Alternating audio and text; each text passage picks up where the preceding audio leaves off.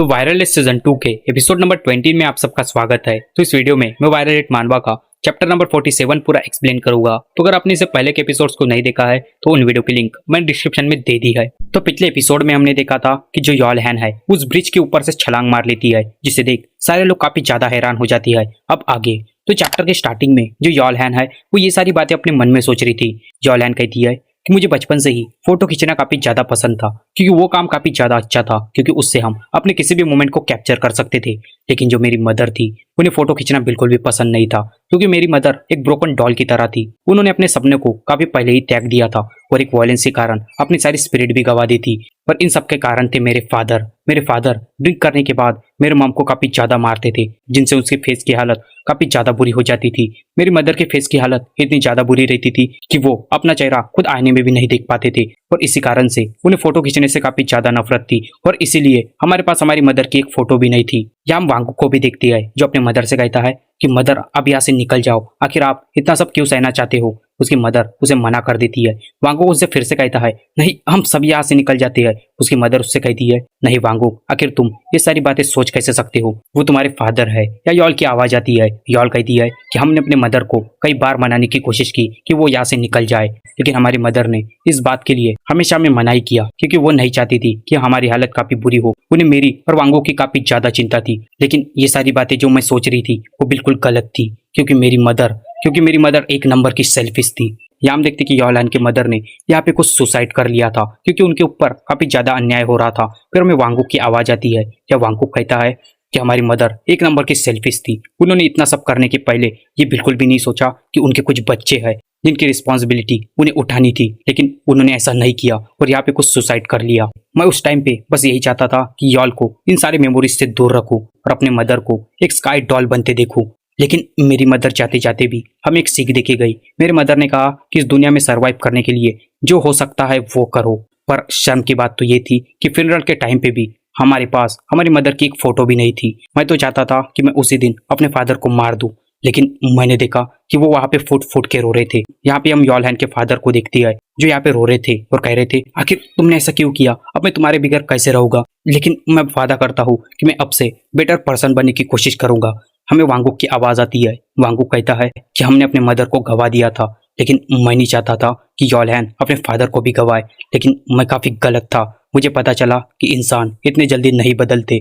हम देखते कि वांगू एक दिन ऐसे ही अपने घर पे आता है कि तब भी उसकी नजर वहाँ पे यॉलहैन पे पड़ती है, जहाँ पे उसके फादर ने बिल्कुल उसके मदर के ही तरह यॉलहैन की भी मार मार के काफी ज्यादा बुरी हालत की थी। या यॉलहैन की हालत सच में काफी ज्यादा बुरी थी। या यॉलहैन कहती है क्या मैं भी मरने वाली हूँ, क्या मेरी भी हालत मेरी मदर की जैसे ही होने वाली है। वांगू को कुछ समझ में नहीं आ रहा था, वो तो आग बबूला हो गया था। वांगू कहता है कि उस टाइम पे मैं नहीं चाहता था कि मेरी मदर की जैसी हालत किसी की हो, लेकिन वैसी हालत तो मेरी बहन की ही खुद हो रही है। फिर इसके बाद हमें कुछ बताया तो नहीं गया, लेकिन जो वांगू है उसने एक हैमर से अपने फादर का कत्ल कर दिया। फिर इसके बाद हमें वांगू की आवाज आती है। या वांगू कहता है कि उसके बाद मैंने क्या किया मुझे कुछ पता नहीं, लेकिन मुझे इतना पता है कि उस टाइम पे मेरे हाथ में एक हैमर था और मैं खून से लथपथ था। या वांगू यॉलहैन से कहता है कि यॉलहैन अभी तुम्हें ये सब सहन करने की कोई जरूरत नहीं, अब तुम जिंदा रह सकोगी। वांगू के कांड की खबर पूरे नेशन में फैल जाती है और उसके तहत वांगू को 6 साल की सजा सुनाई जाती है। वांगू यहाँ पे कहीं ना कहीं खुश था। वांगू कहता है कि मैं खुश हूँ क्योंकि व्याल को अभी उस फैमिली के साथ नहीं रहना पड़ेगा।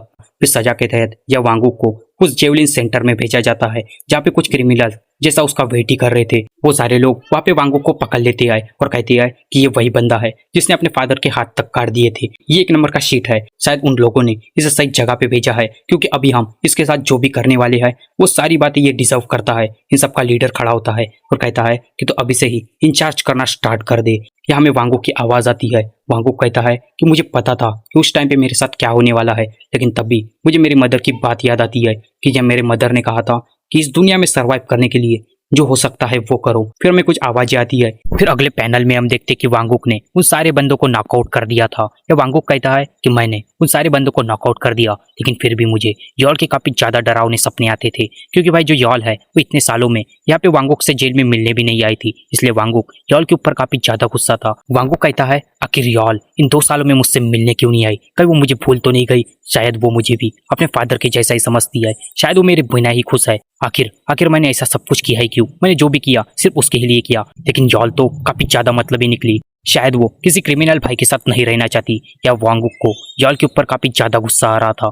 फिर हम देखते कि 2 साल बाद वांगुक को उस प्रिजन से रिहा किया जाता है। वैसे तो वांगुक को 6 साल की सजा हुई थी, लेकिन उसे 2 ही साल में छोड़ा गया। या वांगुक कहता है कि जिस टाइम पे मैं उस प्रिजन से बाहर आया तो मेरे साथ और भी क्रिमिनल बाहर आए थे, जहाँ पे उनके रिलेटिव उन क्रिमिनल्स को टॉफी और क्लॉथ्स देते थे, जिससे वो अपने न्यू लाइफ की फिर से शुरुआत कर सके।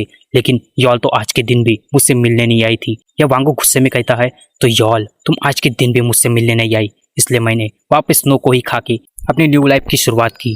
फिर उसके बाद मैं यॉल से मिलने अपने घर गया। मैंने यॉल से गुस्से में पूछा, आखिर यॉल तुम मुझसे इतने सालों में मिलने क्यों नहीं आई? लेकिन जैसे ही मैंने यॉल को देखा, मेरी आंखें फटी की फटी थी। हम देखते कि यॉल की हालत वहाँ पे काफी ज्यादा बुरी थी। वो सही में कई सारे कचरों के बीच में बैठी थी। या वांगुक कहता है कि मैंने जैसे ही यॉल को देखा, मेरी आंखें फटी की फटी रह गई। मुझे रियलाइज हुआ कि मैं यॉल हैन के बारे में कितना ज्यादा गलत सोचता था, क्योंकि जिस टाइम पे मैं उसे छोड़ के गया था वो एक छोटी बच्ची थी। मैं तो वहाँ पे उस प्रिजन में सिर्फ सर्वाइव करने के बारे में सोचता था, लेकिन यॉल का क्या, वो तो एक बच्ची थी। उससे तो काफी ज्यादा मुसीबत को झेलना पड़ा। मैं जिस टाइम पे यॉल को छोड़ के गया था तो वो बस प्राइमरी स्कूल में थी। यहाँ पे वांगुक यॉल से पूछता है, आखिर यॉल तुम्हारे स्कूल का क्या हुआ? या यॉल कहती है, हे वांगुक, क्या तुम मेरे साथ कल स्कूल चलोगे? वांगुक उससे पास जाता है और उससे पूछता है, यॉल मुझे बताओ, आखिर तुम्हारे साथ ये सब किसने किया? यॉल कहती है, नहीं वैसी बात नहीं है। सारे लोग कहते हैं कि तुम्हारी कोई फैमिली नहीं, लेकिन ऐसी बात नहीं है, तुम तो मेरे हो ना। या वांगुक ये बात सुनते ही वहाँ पे रोने लग जाता है। या यॉल उससे कहती है, वांगुक आखिर तुम मुझे छोड़ के क्यों चले गए थे? यॉल ये बोलते ही बोलते काफी ज्यादा गुस्सा हो जाती है और जोर से कहती है, मुझे बताओ वांगुक, आखिर तुम मुझे छोड़ के क्यों चले गए थे?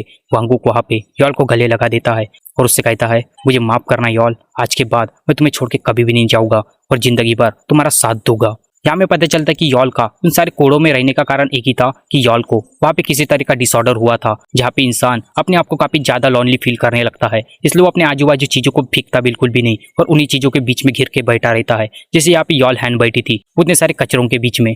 या वांगुक की आवाज आती है। वांगुक कहता है, फिर उसके बाद मैंने यॉल को इस दुनिया में सर्वाइव करना सिखाया। मैंने उसे सिखाया कि अगर उसे सामने बढ़ना है तो किस तरीके से लोगों को टेक डाउन करना पड़ेगा। हाँ, वो मैं ही था जिसने यॉल हैन को इस तरीके का बनाया।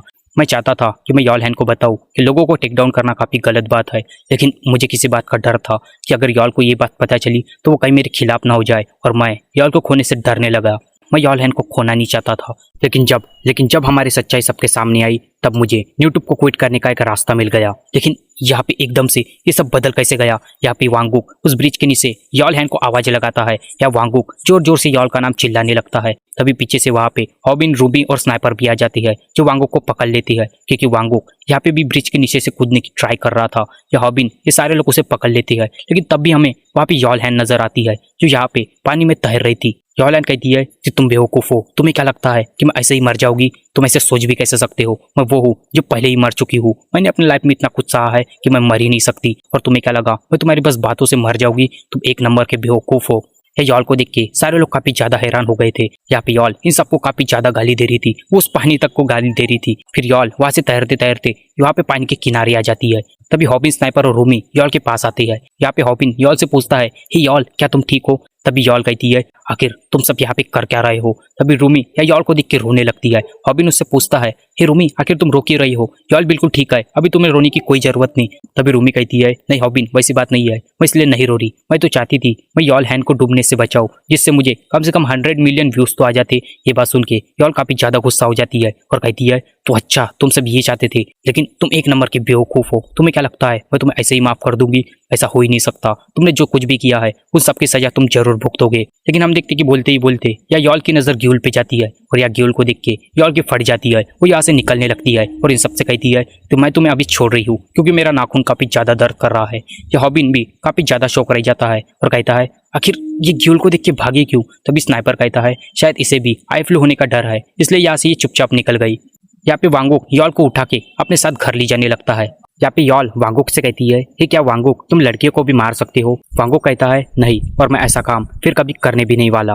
और अपने मन में कहता है कि इस दुनिया में जीने के लिए हमें पैसे की काफी ज्यादा जरूरत थी, लेकिन कोई भी मुझे काम देने के लिए राजी नहीं था, क्योंकि उसका कारण मेरा क्रिमिनल रिकॉर्ड था। इसलिए हमने यूट्यूब पे वीडियो बनाना स्टार्ट किया। फिर उसके बाद सीन शिफ्ट हो जाता है। याम वांगुक को देखती है, जो यहाँ पे खुद सेयोंजुक से मिलने आया था, वांगुक कहता है वो तुम ही थे जिसने हमें यूट्यूब के बारे में बताया। स्योनजुक, मैं तुम्हें अपने बड़े भाई की तरह समझता था। स्योनजुक कहता है मुझे एक बात समझ नहीं आ रही, आखिर हर बंदा कॉल आउट होने के बाद मेरे पास रेंगते हुए क्यों आता है? हाँ, मैंने बस तुम्हें इस दुनिया में सर्वाइव करना सिखाया था जैसे तुम चाहते थे। और हाँ, जब तक तुम्हें पैसे मिल रहे थे तब तक तुम्हें मेरे से कोई शिकायत नहीं थी, और अब तुम सारा ब्लेम मुझ पर डाल रहे हो। वांगुक कहता है वो बात को छोड़ो, लेकिन अभी मुझे उन लोगों के लिए बुरा लग रहा है जिन लोगों को हमने कॉल आउट मारा, लेकिन मुझे उन सारी चीजों का रिग्रेट भी नहीं, क्योंकि हमने वो सारा काम इस दुनिया में सर्वाइव करने के लिए किया था। और स्योनजुक, मैं तुम्हें यहाँ पे वार्न करने आया हूँ कि मेरी बहन से दूर रहो, नहीं तो मैं तुम्हें जिंदा फाड़ दूंगा।